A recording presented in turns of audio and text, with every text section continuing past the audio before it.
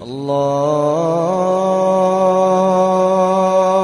اکبر اللہ۔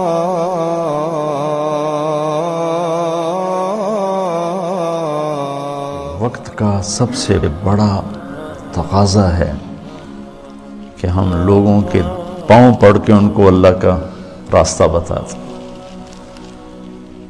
لاہور میں ایک لڑکی، بدنام زمانہ ہے، وہ میں نے ایسے ہی اسے سلام دعا کر ماشاءاللہ 5 وقت نمازی بن گئی۔ تو وہ ایک جگہ شوٹنگ ہو رہی تھی، تو میں نے اسے فون کیا، میں نے کہا میں لاہور میں ہوں، مل سکتی ہو آ کے؟ اس نے کہا میں تو شوٹنگ کر رہی ہوں، 10 بجے فارغ ہوں۔ میں نے کہا اچھا بیٹی، جب فارغ ہو جاؤ نا پھر آ جانا، میں تیرا انتظار کروں، چاہے لیٹ بھی ہو تو آ جانا۔ یہ ہے کوئی 8 بجے کے بعد۔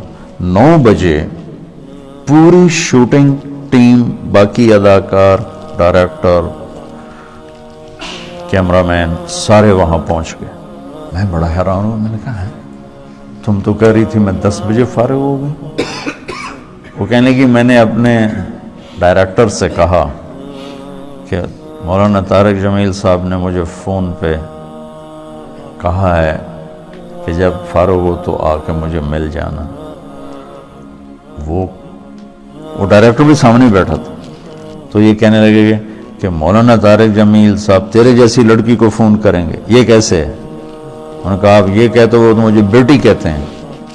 تو اس نے کہا شوٹنگ آف کرو، اور پورا سارا شوٹنگ کا جتنا بھی عملہ ہے، چلو چل کے مولانا کی ملاقات کرو، میں اس آدمی کو دیکھنا چاہتا ہوں جو ایک طوائف کو بیٹی کہتا ہے۔ وہ سارے مجھے ملنے آ گئے، سارے۔ صرف ممبر پہ بیٹھ کے تقریر کرنے کا تمہیں شوق ہوتا ہے کہ ہم بھی علامہ کہلائیں، ہمارے بھی کوئی جوتے اٹھائے، کوئی بیگ اٹھائے، کوئی آگے چلے، کوئی پیچھے چلے، کوئی چائے پیش کرے، کوئی روٹی پیش کرے۔ شاہ اسماعیل شہید نے بازار حسن میں گشت کیا تھا، موتی طوائف کے پاس گئے تھے۔ اللہ مجھے بڑے بول سے بچائے، اللہ مجھے بڑے بول سے بچائے، اللہ مجھے بڑے بول سے بچائے۔ 1831 میں ان کی شہادت ہوئی ہے، 1831۔ تو 1831 سے پہلے کا زمانہ، یعنی 1810-20 کا زمانہ لگا لو، جب وہ دلی میں ہوتے تھے۔ اس کے بعد بازار حسن میں اللہ نے مجھے توفیق دی جانے کی، اور میں ان طوائفوں کے گھروں میں گیا، ان سے ملا، ان کے پاس بیٹھا، ان کی ہمدردی، دلداری کی اللہ نے مجھے توفیق دی، ان پر خرچ کرنے کی توفیق دی، انہیں گناہ سے بچانے کے لیے۔ تو اب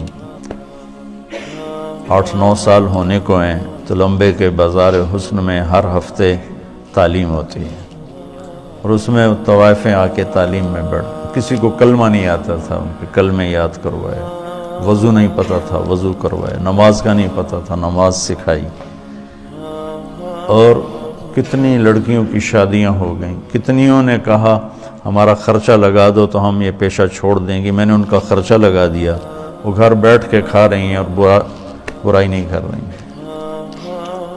تو مجھے اس میں کوئی آر نہیں محسوس ہوئی کہ میں اسے بھی اپنی آخرت کا سامان سمجھتا ہوں، اور میں نے ان کی نائکوں سے کہا ہوا ہے کہ جو اپنی بیٹی کی شادی کرے گی میں سارا خرچہ دوں گا۔ اور جتنا مظلوم یہ طبقہ میں نے جا کے دیکھا ہے، بہت مظلوم طبقہ ہے، بہت مظلوم طبقہ۔ مرد کی ہوس پوری ہوتی ہے اور لڑکی کے ماتھے پہ طوائف کا داغ لگ جاتا ہے، اور وہ اسی طرح سیٹھ صاحب بھی ہوتا ہے، چودھری صاحب بھی ہوتا ہے، میاں صاحب بھی ہوتا ہے، سردار صاحب بھی ہوتا ہے، مہر صاحب بھی ہوتا ہے، وہ اسی طرح ہوتا ہے، اس کا کالر سفید رہتا ہے، لڑکی کے ماتھے پہ طوائف کا داغ لگ جاتا ہے، پھر 7 سمندر کا پانی بھی اسے دھو نہیں سکتا۔ اور یہ داغ لگانے والے سارے عیاش لوگ، جن کی عیاشی پر تو پردہ پڑ گیا اور اس کے ماتھے پہ کالا داغ لگ گیا۔ ایک ماں بڑی طوائف ہے، اس کی بیٹیاں جوان ہیں، تو میں نے کہا تو ان کا کوئی رشتہ تلاش کر، میں سارا خرچہ تمہیں دوں گا، شادی کرائیں۔ وہ کہنے لگی مولانا صاحب طوائف کے کوٹھے پہ کون رشتہ مانگنے آتا ہے؟ مجھے لگا جیسے کسی نے میرا دل چیر کے رکھ دیا۔ طوائف کے کوٹھے پہ رشتہ مانگنے کون آتا؟ یہاں تو عزت سے کھیلنے آتے ہیں، رشتہ لینے کوئی نہیں آتا۔ تو مجھے اللہ کے فضل سے میں اسے اپنی آخرت کا سامان سمجھتا ہوں کہ کم از کم ایک پورا محلہ طوائفوں کا، اس میں نمازیں شروع ہو گئی ہیں، کئیوں کو میں نے عمرے کروائے، ان کو عمرے پہ بھیجا۔ آج ابھی یہاں آنے سے پہلے ان کا جو ایک مردوں میں ایک بڑا چودھری ہوتا ہے، ایک عورتوں میں ہوتی ہے، ان کا اپنا ایک پورا نظام ہے۔ میں نے اسے فون کر کے کہا تم تیاری کرو، میں تمہیں عمرے پہ بھیجتا ہوں۔ اس نے مجھے اتنی دعائیں دی، اتنی دعائیں دی۔ تو میں چاہتا ہوں تبلیغ تمہارے اندر اس طرح اترے۔ میری تمنا ہے کہ اللہ آپ کے اندر تبلیغ زندہ کر دے، پھر چاہے ممبر پہ بیٹھو، کرسی پہ بیٹھو، درسگاہ میں بیٹھو، دکان پہ بیٹھو، گھوڑے پہ بیٹھو، گاڑی پہ بیٹھو، ہوا میں اڑو، تبلیغ تمہارے اندر ہو۔ اللہ کا نبی تشریف فرماتے کہ طوائف کا گزر ہوا، یعنی میں پیچھے سے دلیل دے رہا ہوں، تو مدینے وہ کہنے لگے یہ کیسا نبی ہے جو اکیلے ہی روٹی کھاتا ہے، کسی کو بلاتا ہی نہیں؟ وہ تو آپ کو تکلیف دینا چاہتی تھی، تنگ کرنا چاہتی تھی۔ تو آپ فرماتے طوائف ہے، اس کو دھکے دے کے باہر نکالو۔ آپ نے فرمایا آ جاؤ، آ جا، بیٹھ جا، ساتھ بٹھا لیا۔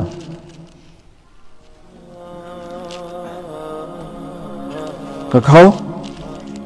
اس کا مقصد کھانا نہیں تھا، اس کا مقصد آپ کو غصہ دلانا تھا، آپ کو تنگ کرنا تھا کہ یہ کچھ کہیں گے پھر میں کہوں گی ویکھ لیا توڑا نبی اے گلاں کردا ہے۔ کہنے لگی یہ نہیں کھاؤں گی، جو تیرے منہ میں لقمہ ہے، چبا رہے وہ نکال کے مجھے کھلاؤ۔ تو آپ نے منہ سے اس کو اسی وقت نکال دیا۔ ہمارے پنجابی کی مثال ہے، کبا سمجھتے نا، کبا، کبڑا، کبے نو کہیں لت ماری وہ سدھا ہو گیا۔ اسے کہ بھائی تیری مہربانی۔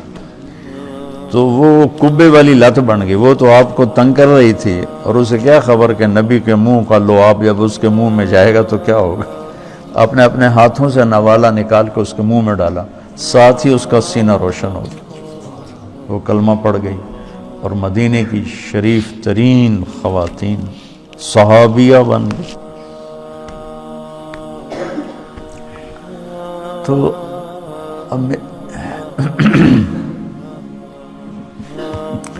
ہمارے ایک بزرگ تھے ڈاکٹر اسلم صاحب رحمۃ اللہ علیہ، رائمنڈ میں زندگی گزاری، جب میں رائمنڈ پڑھتا تھا اسی میں فوت ہوا۔